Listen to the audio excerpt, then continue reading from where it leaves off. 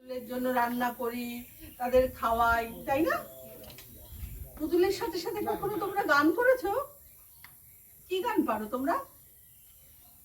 কি গান শিখেছো বলো?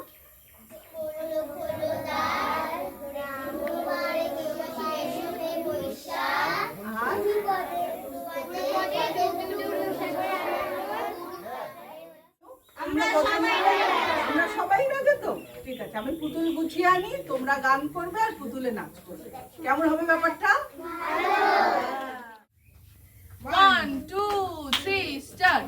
আমরা সবাই রাজা, আমাদের এই রাজার রাজত্বে, নইলে মোদের রাজার সবে মিলব কি সত্যি।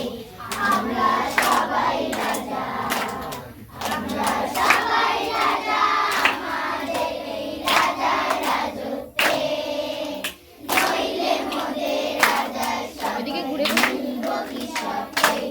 আমরা সবাই রাজা।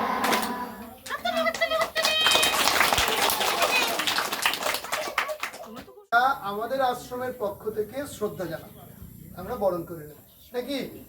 আমরা যেমন অতিথিদের বরণ করে নিই সকলকে, তেমন আমরা আমাদের করে নেব। ঠিক আছে, আমরা প্রথমেই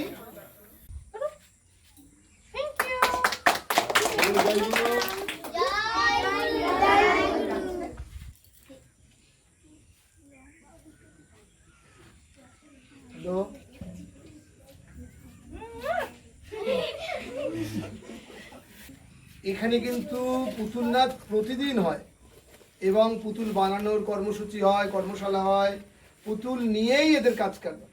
বুঝতে পেরেছো?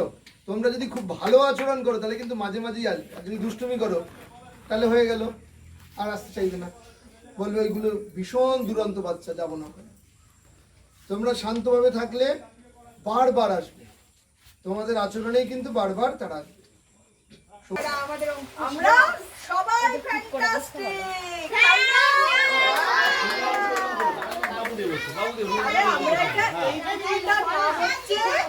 বেনি পুতুল। এটা কি পুতুল?